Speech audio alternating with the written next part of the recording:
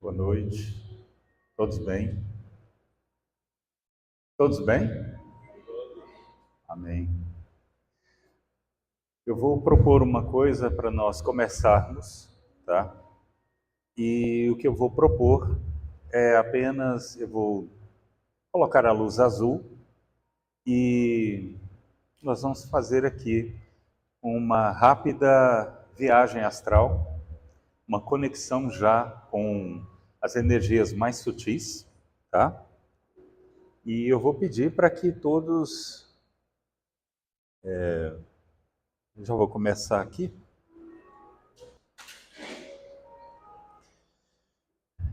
Entrem num processo de respiração, sentem-se confortavelmente na cadeira e apenas respirem. Apenas isso. Apenas respirem. O primeiro respirar seu vai ser com os olhos abertos, para você perceber que nesse momento você está sabendo o que está fazendo agora. Então, você vai entrar em contato com a sua respiração. As 3 primeiras respirações de olhos abertos. Respiração profunda. E vai soltando o ar, de olhos abertos. Após realizar essas 3 primeiras respirações de olhos abertos, vocês agora vão fazer mais 3 respirações profundas agora de olhos fechados. Respirem profundamente.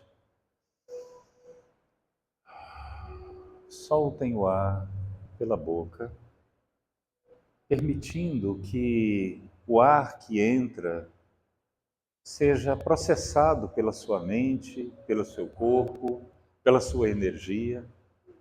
E depois, esse ar que sai, ele também está sendo processado pelo seu corpo, pela sua mente, pelo seu espírito. E agora, nesse momento,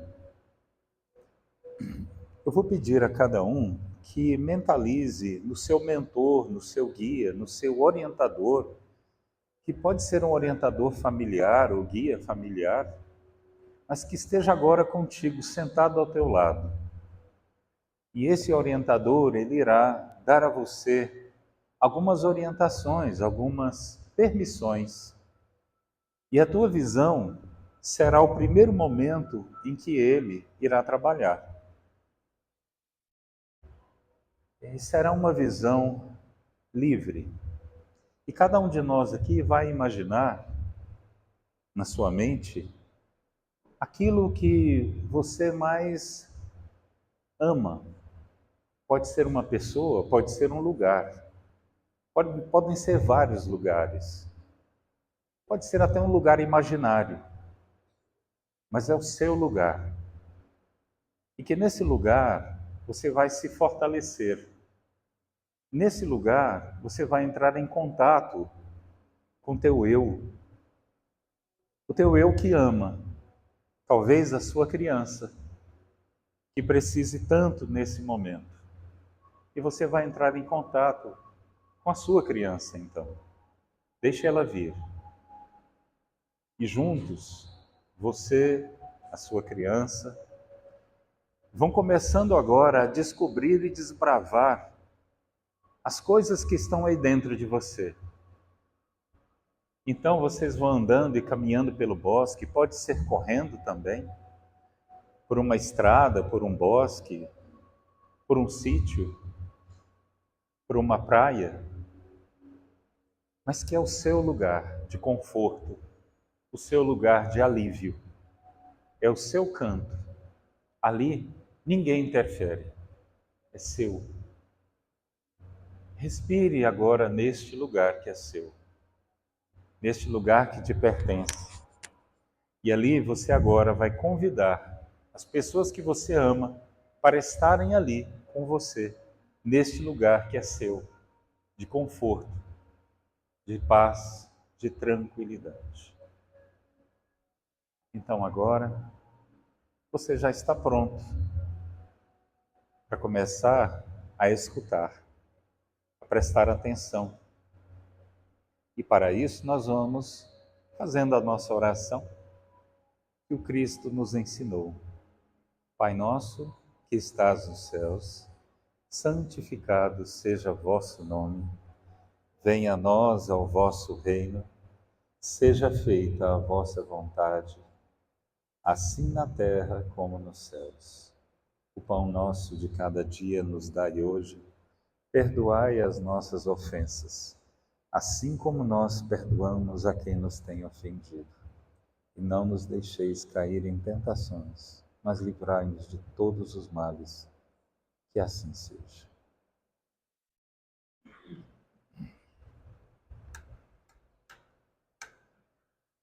Muito bem. Mais uma vez, sejam todos bem-vindos. Eu quero ler aqui uma pequena frase, tá? Para relatar bem esse momento em que nós nos encontramos no processo também da compreensão. Prestem atenção. Grandes mentes enviadas a esse mundo nasceram no passado, estão nascendo hoje e nascerão no futuro. Sempre surgem aqueles que despontam o espírito adiante do mundo com sabedoria e iluminação, que desvendam os segredos do universo com singeleza de uma criança, manifestam a compaixão em seus atos e a grandeza de sua luz através das obras que realizaram. Mas seja na época que viveram, vivem ou viverão, algo neles não vai mudar. É o fato de seus ensinos sempre levarem à libertação do ser. Então, nós tivemos grandes mentes que estiveram conosco durante uma vida. E quando eu falo grandes mentes, muitas vezes a gente já pensa, eu sei, professor, eu sei quem é. É Gandhi, é Martin Luther King, é Jesus. Então a gente já levanta a mãozinha nossa, já colocando esses que são grandes mentes, é uma verdade.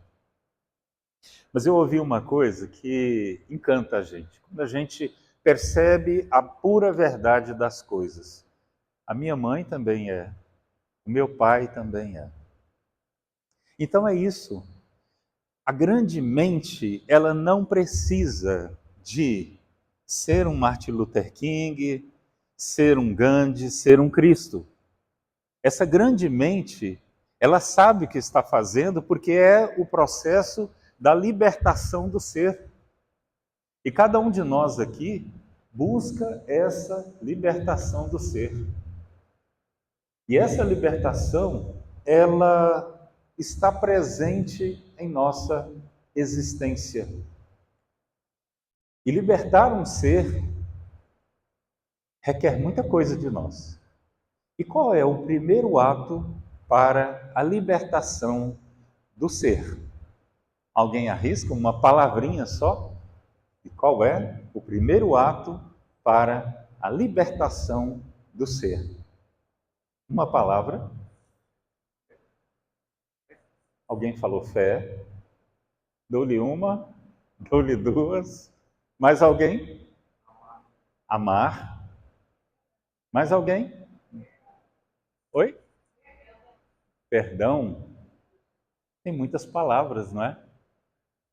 Muitas palavras. Mas fé, amor, perdão. São palavras belas e são importantes para nós. Mas vamos avaliar essas três palavras que nós estamos trazendo para cá. O que é fé? O que é amor? O que é perdão? Se eu, na minha ignorante compreensão, não tenho um caminho para o conhecimento, e não só conhecimento, mas o entendimento do que é fé, o entendimento do que é amor e o entendimento do que é o perdão, eu não consigo entender nada do que vocês três falaram. Apesar de saber que, nossa, é lindo isso. Mas na minha ignorância, meu eu, às vezes, ele vai barrar isso e vai dizer, não, eu não entendo fé, eu não entendo amor, eu não entendo perdão. Mas e se a gente trouxesse uma coisa que pode trazer o movimento de libertação, mas que também vai ter e vai encontrar dificuldades de ser aceito ou não? E essa palavra chama-se, ou pelo menos a gente tenta, verdade. Verdade. O que é a verdade? É apenas o oposto da mentira, ou a mentira é o oposto da verdade? E elas ficam se duelando entre si, num contexto da mente humana, ou da nossa vã compreensão ainda como humanos? É apenas isso? Ou será que a verdade ela é algo mais além do que isso? Então cabe a nós alguns movimentos de compreensão. Quem é dono aqui da verdade? Quem é? Aqui. Nesse momento. Tudo bem que vocês não estão vendo o Espírito, nem eu. Não estou vendo. Mas para quem enxerga o além, ou tenta enxergar isso, muitas vezes entra em processos de contradições e de brigas internas. Porque a verdade estabelecida na nossa mente, ela se torna o que a gente hoje está tentando tirar, que é a crença. Uma crença num processo doentio. Mas o que isso tem a ver com credores diferentes? Nós vamos chegar lá. Na leitura do Vinha de Luz, Emmanuel, ele deixa claro essa posição aqui. Bem lá no começo, diz isso aqui. Eu, porém, vos digo, amai os vossos inimigos. Jesus. Olha, o que será amar o inimigo? E aí, o Senhor falou amar, né? Que é uma palavra que ela tem uma tradução para nós, que ela se traduz em várias formas. Eu já comentei aqui em outras palestras que a palavra, o entendimento do amor para os gregos são 7 tipos. E para nós, que estamos aqui ainda e não somos gregos, amor é tudo. Quando a gente está com alguém, é amor. Quando a gente está longe dessa pessoa, a gente sente uma saudade, mas isso é baseado em amor. Quando a gente gosta de alguém, é amor. Então, quando eu vou para o meu trabalho, eu amo o que faço. Então, a gente vai permeando tudo em amor. Mas como? Aí vem o nosso racional. Como eu permeio tudo em amor se eu não sei o que é o amor? E aí, para eu entender o amor, eu preciso da contraposição. E isso, para aqueles que estudam a filosofia, eu não sei se vocês seguem ou já seguiram, eu não estou me comparando a ela, nem não chego nem aos pés dela, graças a Deus, é a Lúcia Helena Galvão. Ela fala muito desses processos da verdade, daquilo que é o conhecimento, da filosofia, e nós temos que ser, cada um de nós aqui, temos que ser um pouco filósofos, para entendermos qual é a nossa filosofia. O que você está acreditando agora, hoje? Por que eu lhe pergunto isso? Porque garanto a você que na tua infância, o que você acreditava lá, hoje você já tem alguma dificuldade. Já não é mais a mesma coisa. Porque o que a gente acreditou lá fazia sentido naquele momento, naquele instante.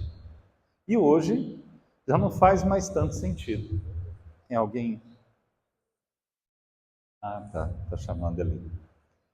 Então, muitas vezes nós não sabemos qual é o sentido das coisas agora, para nós. Então nós temos sim uma dificuldade.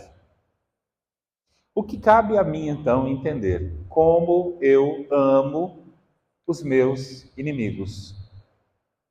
Então, para amar, o que eu preciso fazer para amar? Qual é a relação de amor com a razão? Qual é a relação de amor comigo?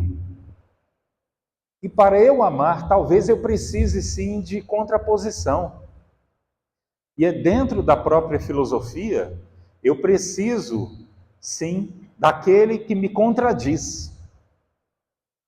Eu preciso do meu inimigo. Por quê? Se eu não tenho um inimigo, eu vou ficar estacionado, parado, sem condições de evolução, talvez. Aí a gente fala assim, gente, mas isso é um absurdo. Para que eu preciso de um inimigo para evoluir? Não tem lógica isso. Talvez na questão da lógica da nossa mente isso não tenha. Mas as razões da alma, as razões do espírito têm. E são várias. Várias as razões do espírito para termos uma dificuldade, principalmente com relação aos nossos inimigos. E aí, cabe aqui entender uma coisa. O problema do inimigo sempre merece estudos mais acurados, mais perceptivos. Nós devemos mergulhar nessa questão do nosso inimigo. E aí eu pergunto a vocês, aqui, alguém aqui, já teve alguma contrariedade, já teve alguma dificuldade, já teve algum inimigo, já teve alguém chato, já teve alguém que pegou no teu pé? Levanta a mão. Levanta a mão. Quem? Quem não levantou, eu não sei. Você está na terra mesmo? Quem não levantou a mão, está na terra? Voltou para cá?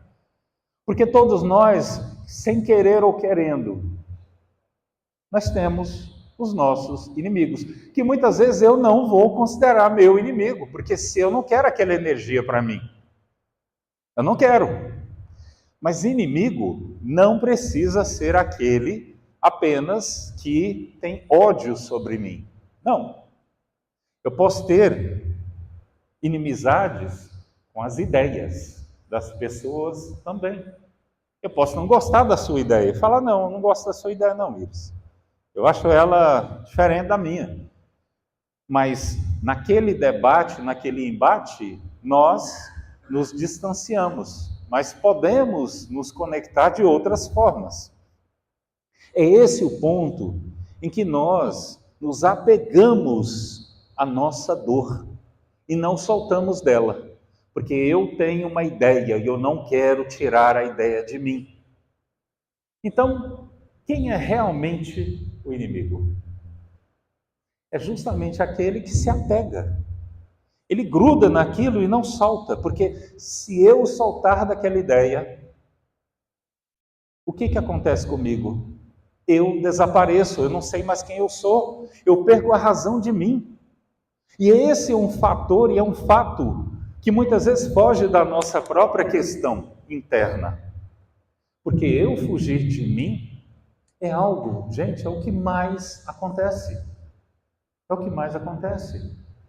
Eu quero, tem vários livros que falam sobre esse processo. Tem um livro que chama O Retrato de Dorian Gray. Não sei se vocês já ouviram falar desse livro, mas é um livro que traz uma concepção da eterna juventude. Ele tem ódio dele mesmo, velho. Então o que ele vai fazer? Ele vai fazer um pacto, um acordo, uma conexão com aquilo, e aí aquilo vai dar para ele a eterna juventude. Só que naquela eterna juventude, ele, naquele modelo, ele sempre vai ser jovem, ele vai ver os amigos, as mulheres, os filhos, todos morrerem, menos ele. E aí, aquela vida dele perde sentido, mas ele não quer largar quem ele é, ou quem ele acha que é. Então, muitas vezes, nós precisamos aprender a amadurecer. E de novo, certo, ninguém poderá aderir de pronto à completa união, conexão com o adversário no dia de hoje. Lógico que não. Você vai se unir ao seu adversário?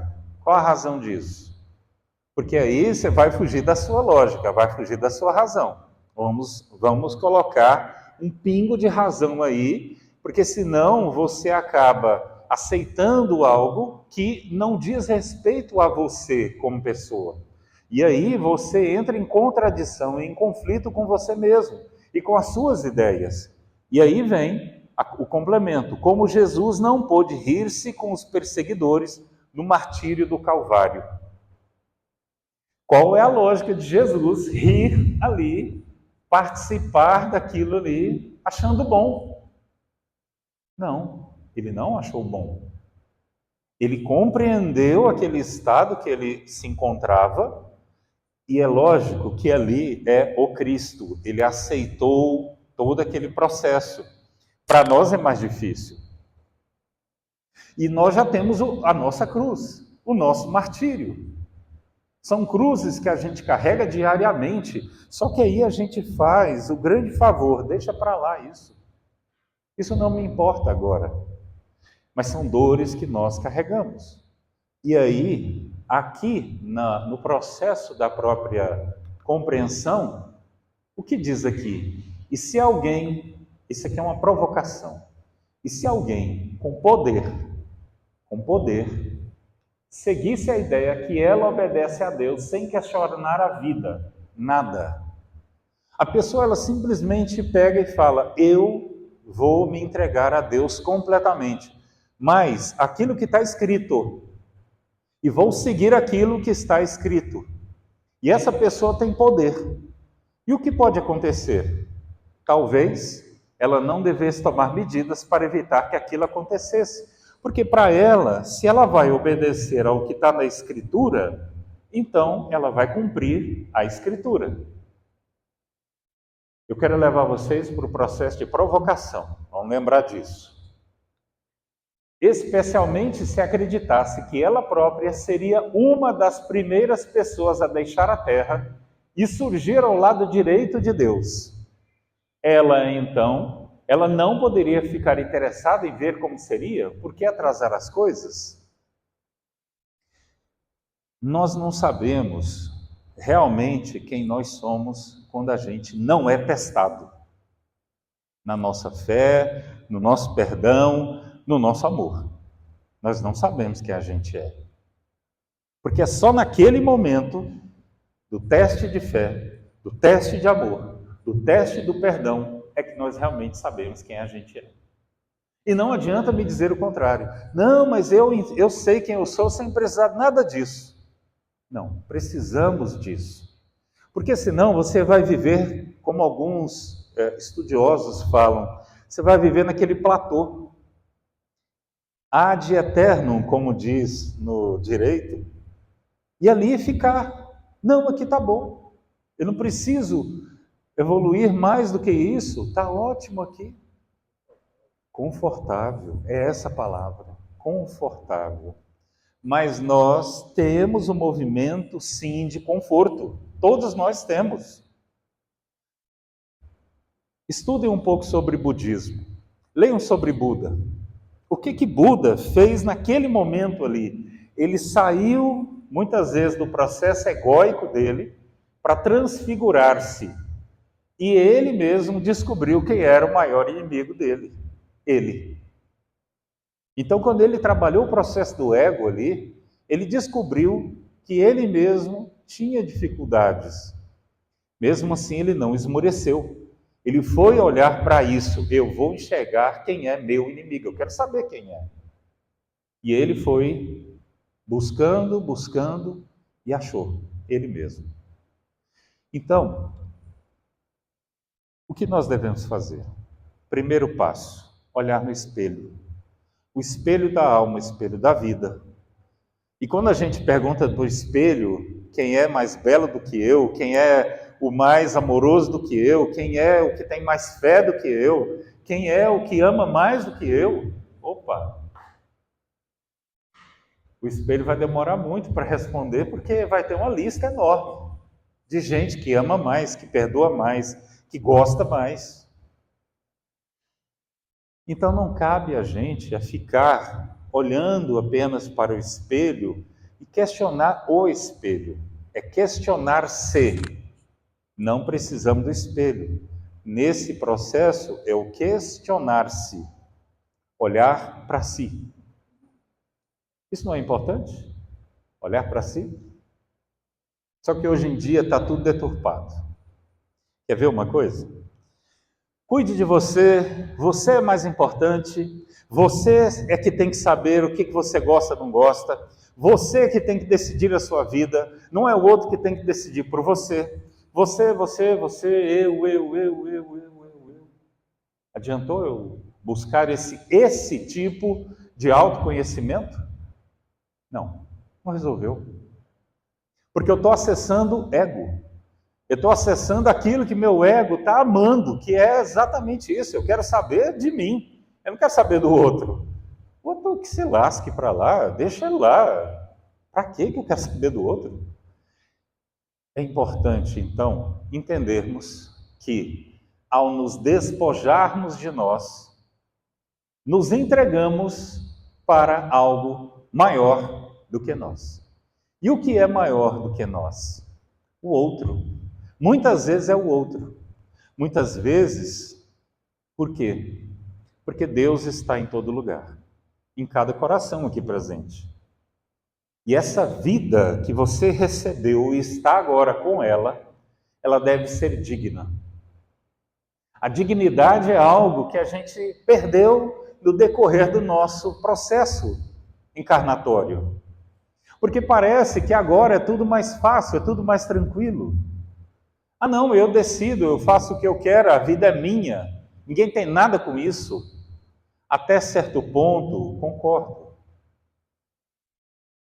Mas nós vivemos em coletividade. E se não fosse esse coletivo, não estaríamos aqui.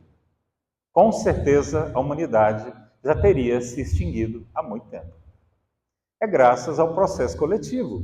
Não é graças só ao mais forte que matou o mais fraco lá atrás e que sobreviveu e que agora ele é fortão e que agora ele mata todo mundo. Não é isso. Essa é a ilusão que contam para nós. Mas nós precisamos um do outro. E precisamos para medir até que ponto a minha fé, meu amor e o meu perdão vai. Então você entende que está tudo ligado, tudo conectado. Nada se perde no processo da nossa humanidade. Nada se perde. Então a orientação do Cristo ao olhar para o inimigo é essa. Porque nós precisamos dele também. E a explicação, ela vem porque Jung, ele vai falar disso aqui. Eu não sou o que me acontece. Eu sou o que escolho me tornar. Então, eu não sou o que me acontece. Eu sou o que escolho me tornar. Então, qual é a sua escolha agora? Porque a de 10 anos atrás você também teve uma escolha. Mas a de hoje é diferente da de 10 anos atrás. E que bênção que é diferente. Nós devemos achar bom que é diferente. Pode ser, às vezes, uma questão positiva ou não, mas é ótimo que seja diferente. Porque mostra um processo de evolução. Mostra um processo. Muitas vezes pode ser que eu não tinha todo o embasamento teórico, científico, amoroso para entender, mas agora eu já entendo um pouco mais. Então nós não estamos mais falando com pessoas simples e ignorantes, como nós fomos criados, segundo a Bíblia, segundo o Velho Testamento, segundo a Gênesis. Então, essa coisa do simples ignorante já passou. Aqui já são espíritos experimentados pela vida, sabendo o que é dor, o que é amor. Talvez nem tanto o amor, mas a dor, todo mundo aqui já conhece. Todo mundo aqui. Então não adianta nós negarmos algo que está consubstanciado em nós, porque faz parte do nosso processo de desenvolvimento e crescimento. E essa nossa ampliação é que nos faz perceber o outro também. E por isso é o cuidado que nós temos que ter. A intelectualidade muitas vezes afasta ao invés de conectar. Porque aí eu me torno grande demais e não me conecto com aquele que não tem a mesma compreensão daquilo que eu tenho. Mas a gente deve lembrar que muitas vezes eu só tenho a compreensão apenas daquilo. De outros fatores da vida eu não tenho. E eu preciso do outro que eu ignoro, que eu deixo de lado, para que eu possa acessar esse conjunto. E essa é a beleza da vida. E aqui, entretanto, o que o Cristo, o que Deus nos comenta, conclama-nos a amar os inimigos, reveste-se de profunda significação em todas as facetas pelas quais a examinemos, mobilizando os instrumentos da análise comum. Então eu tenho que sair do comum e ir para este nível de compreensão. Agora, é fácil falar. Então agora vamos para a prática. Como eu realmente amo os meus inimigos. Porque muitas vezes a gente se questiona, e aqui temos vários questionamentos. O que eu devo de outra vida? Porque para eu ter um inimigo, deve ser uma coisa de outra vida. Porque nessa vida, Wolf, eu não tenho inimigo nenhum. Eu vivo minha vida tranquila, vou para casa, volto, vou para o trabalho e volto. Minha vida é tranquila. Eu não tenho inimigo. Só que aí a gente se questiona. O que eu tenho? É um processo kármico? Porque eu ainda sou perseguido. Muitas vezes a gente tem esse movimento de perseguição. E aí vem outros questionamentos. De onde vem essa energia que não sai de mim? Eu sou um ótimo cristão, atendo a todo o chamado do Cristo. Por que não sou atendido? Aí a gente passa a questionar Deus, a brigar com Deus, a dizer que Deus é o culpado. Porque é mais fácil. Porque é a maneira que nós ainda no processo da nossa dor não aceitamos esse movimento da verdade. E aí, para ser inimigo, deve-se ter coragem de enxergar uma verdade e dizê-la. Para ser um inimigo, primeiro, a gente, não é fácil ser inimigo. Não é. Primeiro, você tem que olhar com ter coragem. Geralmente, e aqui embaixo explica bem, essa parte aqui, que muitas vezes a rudeza do inimigo, às vezes quando a gente é muito duro com alguém, com o nosso inimigo, o homem comumente se faz rubro e indignado uma vez só. Pela complacência dos afeiçoados, torna-se pálido e acabrunhado, vezes sem conta. O que isso quer dizer? Que o nosso inimigo, ele vê, ele sabe quem a gente é. Não adianta a gente se esconder dele. Ele nos conhece. Agora, nossos amigos, o que a gente faz? A gente conversa com ele e tal, mas não olha nos olhos, porque senão ele vai descobrir também quem eu sou. Aí ele vai me falar uma verdade que eu não vou concordar. E aí o que eu vou fazer com ele? Agora você é meu inimigo. Então, é o que acontece conosco.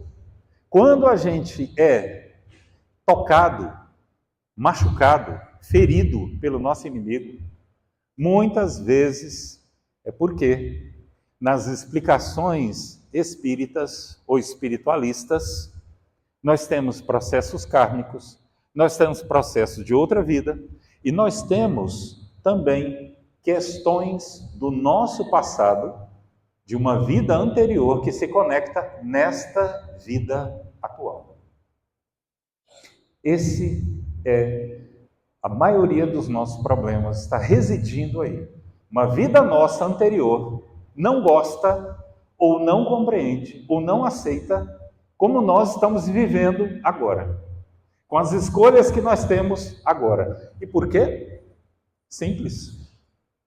Se você hoje está com a sua companheira ou companheiro, se você hoje tem um amigo que você considera amigo, muitas vezes essa relação de amor agora, lá no passado, na vida anterior, não éramos amigos, não éramos um casal amoroso. A gente estava se enfrentando, se digladiando. E aí, aquela vida sua anterior, ela olha para isso e fala: ei, não concordo com você, que você está com o meu inimigo agora, abraçado com ela. Você casou com o meu inimigo. E muitas vezes, sim, nós casamos com o nosso inimigo. Ficamos, nos conectamos, ou é porque são arestas que devem ser aparadas. São coisas que têm que ser resolvidas. Só que na vida nossa anterior, ela vem então e fala: peraí que eu vou resolver isso. Só que vai resolver de um jeito e de uma maneira terrível, que é justamente fazer com que a gente não consiga resolver as nossas questões, ficarmos nessa energia de um inimigo que a gente não sabe quem é, e muitas vezes somos nós mesmos. Então é disso que eu estou falando. Gente, tratamento espiritual é importantíssimo para esses casos, mas também é importante nosso processo de evolução. Meditações, o cuidado, o autocuidado, tudo isso é muito importante. Porque não são bobagens, são coisas que no qual a sutileza da vida nos dá a atenção, como por exemplo, você fazer um culto no lar. Porque é lá, na hora que você desdobra do sono, você vai encontrar com quem? Com seus anjos, arcanjos, gentes de luz. Que bom, que bom.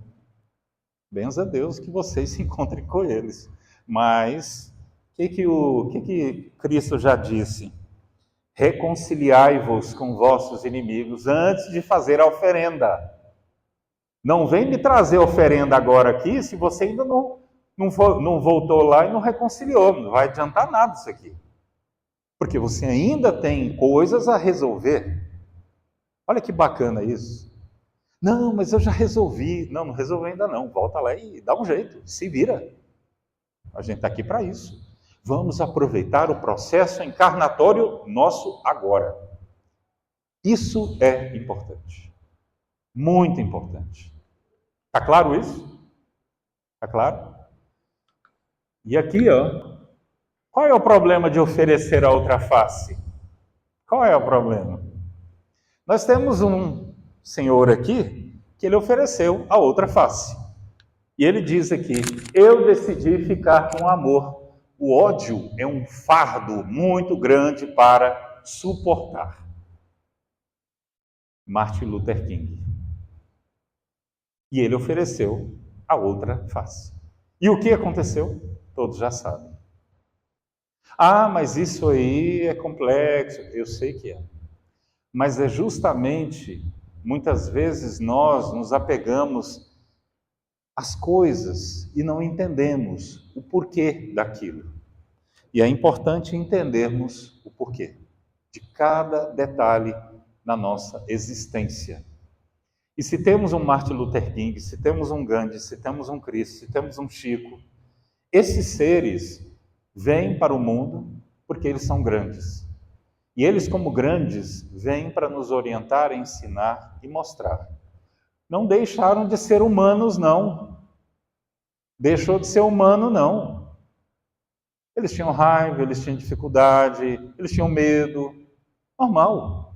Eu acho engraçado isso, que hoje em dia tem uma onda de querer desqualificar tudo aquilo que nós, como humanidade, tudo bem, a gente pode ser enganado algumas vezes, e é uma verdade, mas simplesmente querer desqualificar tudo sem analisar o próprio contexto. Dia desses eu li falando de Gandhi, que Gandhi tinha isso, tinha aquilo, eu não vou citar porque não tem necessidade disso. Quem quiser buscar, pode olhar na internet os problemas que Gandhi tinha. Ô gente, quem é aqui que não tem problema? Até quem está nascendo está tendo problema. Então, o que justifica a gente querer desqualificar algo de alguém? Por que a gente não levanta o bumbum da cadeira e vai lá fazer igual ele? Vai lá pregar o amor. Vai dizer para uma massa para te seguir. Olha o quanto que isso é difícil da gente sustentar, porque nem na nossa família a gente dá conta de fazer isso. Nem na nossa família. Eu conheço famílias em que o pai ou a mãe são espíritas, ou são evangélicos, ou são católicos, e os filhos não são nada. Não estão nem aí. Isso também não é demérito. Mas eu estou falando que nem o pai nem a mãe conseguem também trazê-los para um contexto, para um entendimento. Então, se nem isso dentro do nosso próprio processo familiar, nós não conseguimos, porque é difícil. Imagina essa população toda aqui me seguir. Olha quem eu tenho que ser. Olha que energia eu vou ter que sustentar aqui. E isso é muito complicado. Por isso é para poucos.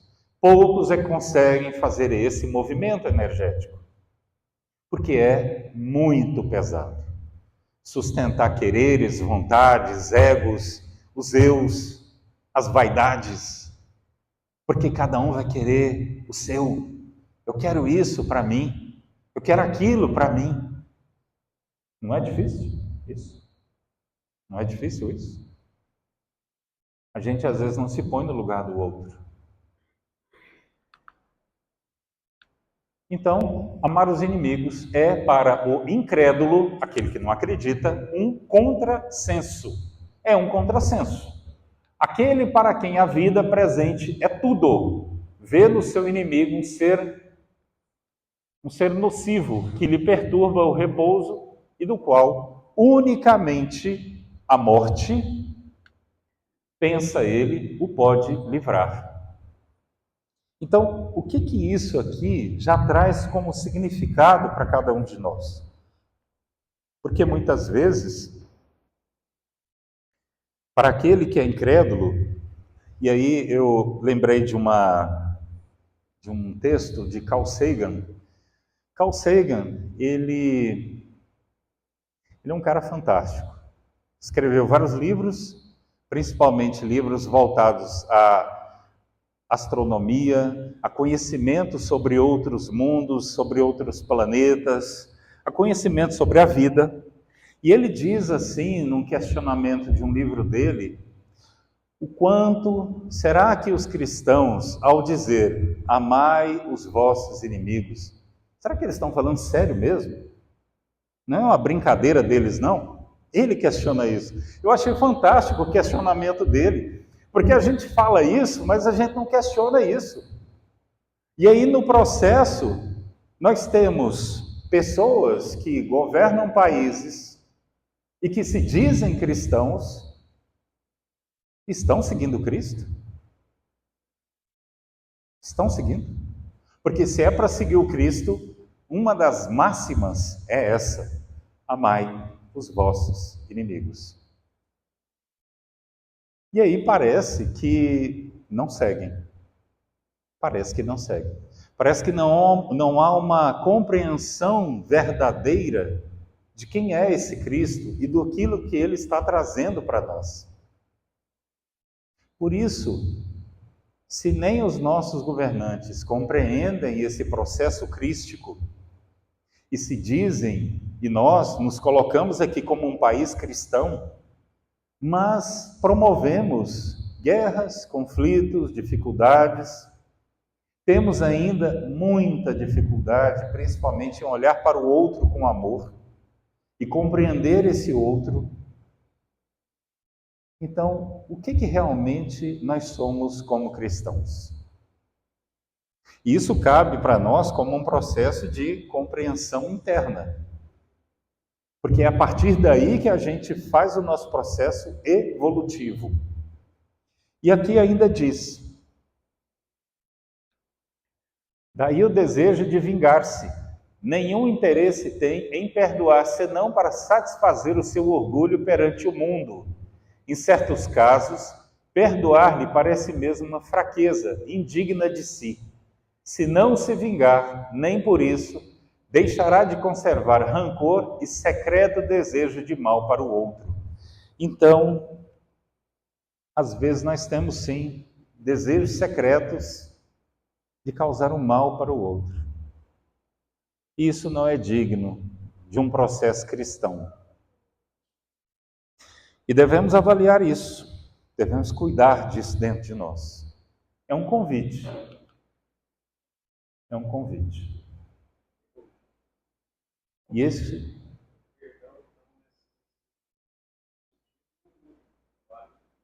Sim, porque a gente questiona esse tipo de amor que eu dou para o meu inimigo, porque é um amor que eu só digo da boca para fora, né? E não contextualizo esse amor para dentro de mim, né? E você tem razão, infelizmente.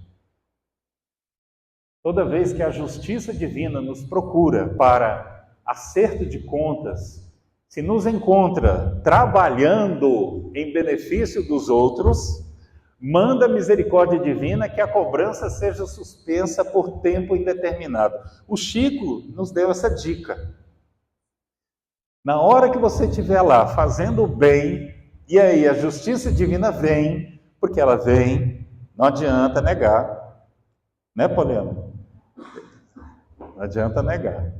Toda vez eu chamo a Poliana, tá? Porque ela é copartícipe das minhas palestras, bem como a Virgínia também.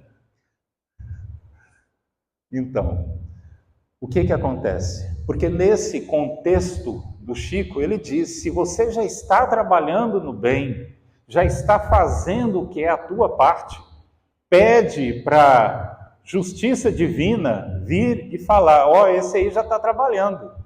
Então, adia, né? Ou seja, suspende, porque essa pessoa tem que terminar o trabalho dela, no bem. E você sabe de uma coisa? Que eles estão certos. Porque se eu estou trabalhando no bem, sabe qual é a maior dificuldade? Adivinha? Bora? Qual é a maior dificuldade? Permanecer no bem. Essa é a maior dificuldade. Porque parece ser fácil. Agora eu entrei, sou espírita, estou aqui no Ramatiz, todo mundo está ajudando, é uma beleza isso aqui. Tá. Mas aí, o que eu estou fazendo? Eu estou fazendo. O que eu estou trabalhando mesmo? E permanecer no bem, gente, é algo difícil demais para todos nós aqui. Não é só para quem veste o jalequinho, não. Quem veste o jaleco está aqui porque é o maior devedor. Nossa, hoje eu pus meu jaleco e falei isso. Nossa, agora lasquei. Mas é isso. Porque não adianta querer esconder. Eu sou um alvo aqui. Ali tem 3, ali 4, 5, 6, 7, 8, 9, uns 10 alvos aí. Alvo? Alvo do quê? Se está mesmo permanecendo no bem, se está trabalhando mesmo. E não adianta negar. Aquele ali já está na porta para fugir. Não adianta. Você também está no esquema. Então, gente, todos nós estamos nesse mesmo processo. E aí, eu quero deixar para vocês o que todos nós precisamos hoje. Olhar para o inimigo significa, então, olhar para esse espelho, mas não me encantar com o espelho. Entender que o espelho, ele pode me enganar. Ele pode dizer uma coisa para mim, só para falar assim, olha que bonitinho, você está fazendo seu papelzinho, e que legalzinho. Só que não. Então vamos parar de olhar no espelho em demasiado e enxergar o que eu realmente preciso daqui para frente. E enxergar isso vai requerer de mim eu não ficar me alisando demais, mostrar, nossa, você é fantástico palestrante. Tira, não é nada. Mas para ele achar que ele é bom, o ego dele adora vir aqui para dar palestra. Então a gente tem que tomar cuidado com isso. Porque isso daqui, olha só, eu estou falando aqui para as massas. E se eu fosse uma pessoa assim, assado?